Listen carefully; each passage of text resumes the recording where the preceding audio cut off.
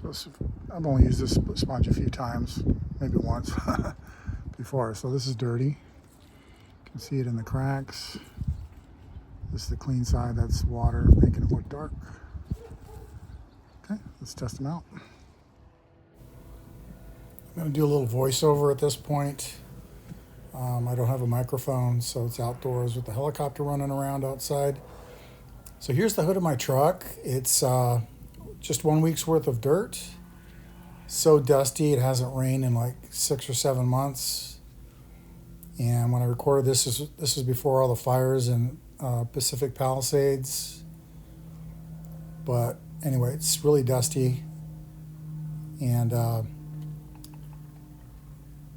not greasy. I don't have a lot of road grime, and I park my truck outside, low mileage. So anyway, I'm doing a pre-soak, pre-rinse. I'm using the Home Depot sprayer. I don't like it that much, but I wanted to try it again. Just not enough volume coming out.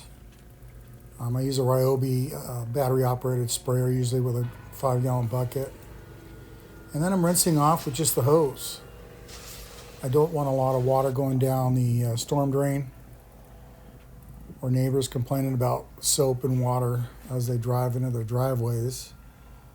So that's one of the benefits of rinseless, is it's not too sudsy. And if there's any soap left on your car, it's not a big deal, or as big a deal as with regular soap.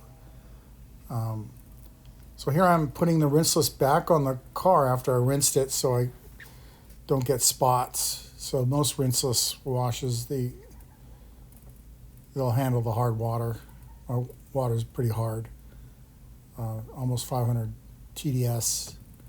So here I am using the Kirkland first on the left. Short pile, I have found that the taller pile can scratch by itself a little bit. This is dirty. This is a brand new towel. And there's the dirt that you get. No matter what, you have to do a contact wash. Even if I used a harsher soap on there. And then I'm going to hit the other side with a sponge, Sudz Budz. And, excuse me, my voice is cracking up here with all the dust, even in the house here. So, Sudz Budz has two sponges. One's a really big one. So I probably should have used that one for larger surface areas. And I'm using this smaller one normally for the cracks and front end and stuff like that. So there's the big one there. That's the little one for comparison. Okay, I forgot to do a clean test with the sponge, so I'm going to keep the dirty side up. I'm going to do the clean on the Kirkland short pile and the clean on the sponge, and then we'll look at it, and then I'll flip this over.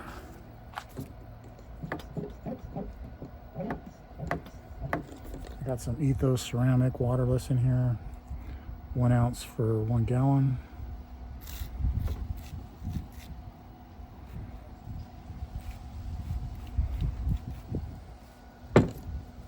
Okay, this is dirty side. We'll do the clean. We'll do 10 times. 1, 2, 3, 4, 5, 6, 7, 8, 9. 10. I'm trying to put a little bit of pressure on there. It's pretty slick. Again, this is the dirty side. I'm going to do the clean.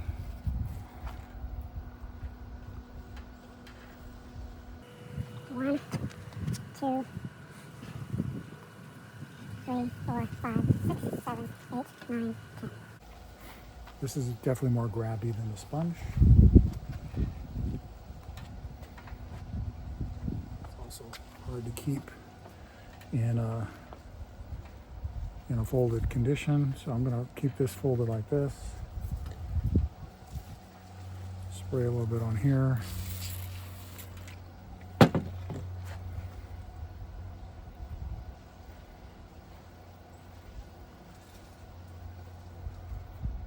Okay, I'm definitely putting some pressure on it. Very light.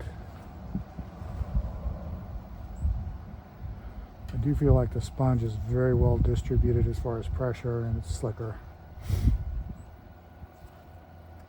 So I don't know if it has to do with Ethos or not. Seems like last time I used a sponge, it's been a long time. It was more grabby. Okay, so let's take a look at this in the sun, and then we'll do the dirty test. Okay, go ahead and do the right side first, which is the sponge, the clean sponge. I'm looking through the viewfinder kind of at the same time if I can. I'll go up and down through the viewfinder first because I can't see too much. Now I'll try it. So far I don't see anything. Seems like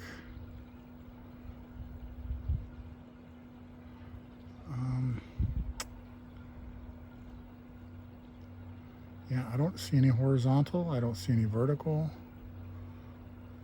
If there is something there that I missed, I mean, that's nothing to worry about. Let's go to the left. Let's see here. This is the Kirkland. Oh, I see something here on the bottom. It looks like it's vertical. Yeah, there's something going on here. It almost looks horizontal, but it's curved.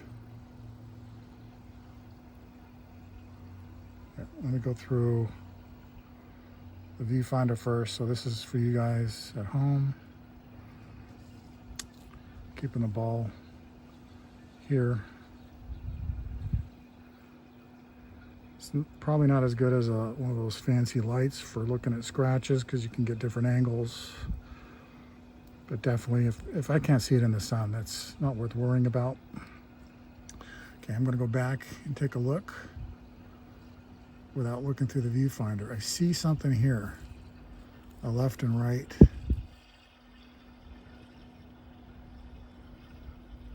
There's a tiny, like a 1/4 inch. I see a longer left and right up in here. Now, my area is so dusty. It's winter, but we haven't had rain in 6 months. So, I mean, there's dust falling out of the air every minute, every second, and any little bit of dust. Now, there's something here, up and down, vertical.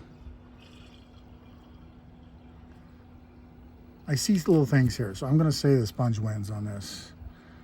But again, the short pile on the Kirkland's pretty good. All right, we'll move on. Okay, here we go. Some more ethos. 1 ounce to a gallon in here. It's a little more than that. I think I put a whole ounce in that, 32 ounces there. Okay.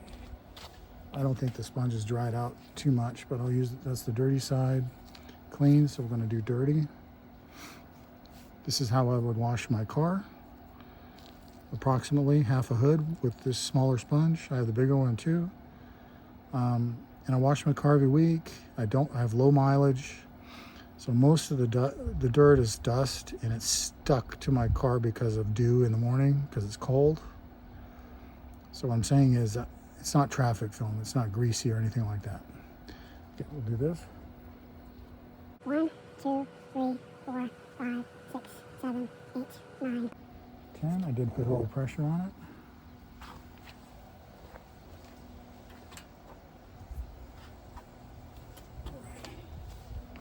This is clean. This is dirty. I'm going to definitely put this side towards the panel. So let's do that one. Yeah, I'm just going to fold it over. It's going to fall apart. So I'm going to do it like this. 1, 2, 3, 4, 5, 6, 7, 8, 9. 10. And I'm just holding it like that. A little bit of pressure. Okay.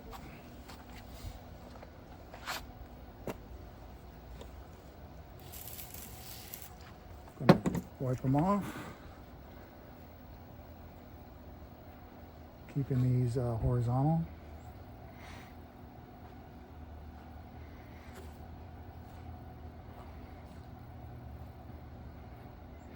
They say drying is the most critical for scratches. And if that's the case, a tunnel wash with the air blowers might be better. Just giving a shout out to the tunnel wash. But I do believe pre-soak and pre-rinse is probably the biggest issue. And a lot of these tunnel washers, they don't do a really good pre-rinse depending on how dirty your car is. So if you're going once a month, I think the tunnel wash will scratch your car. But if you're doing like twice a week, for me, once a week, maybe rinse off my car before I go. Anyway, it's an extra 2 cents there. So let's go look at it. Okay, we'll do the sponge first. I'm going to show it through the viewfinder first for you guys at home.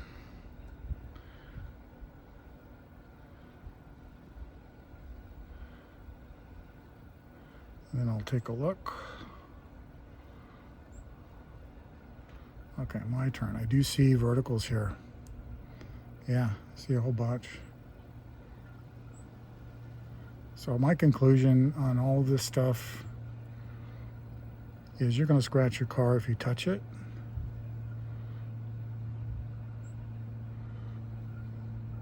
And it's impossible to rinse out your rag or your sponge every 6 inches, right? You have to make a judgment call. So I see some verticals here. It's very light, up top especially.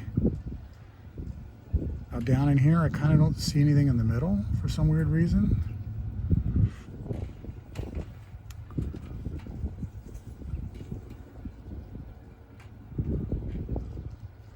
It's pretty good.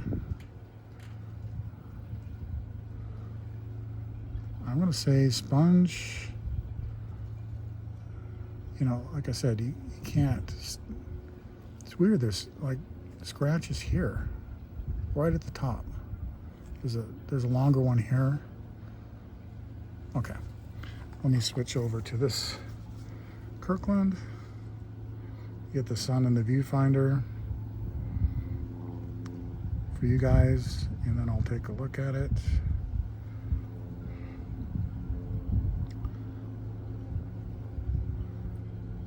So I'm doing this is kind of how I would wash my car. So I'm just trying to see, you know, this test is more practical for me than it is scientific. So, okay, now I'm going to look at it. Definitely see vertical scratches here. I'm going to say a lot more than the sponge, and it goes down a lot further. It goes into the middle and then kind of stops here. So I don't know if it means it's pushing the dust into the rag when I first push on it. There's some verticals here and here. It's weird on the two upper, this half, and down here. This is the clear winner, the sponge. Sponge is the winner. So what does that mean to me? Maybe I'll use the 2 bucket method with the sponge. Stay away from the 1 bucket. Keep like a gallon or even 2. I've got a whole bunch of rinseless. Let's say 2 gallons. Let's say 1 or 2 gallons in each bucket.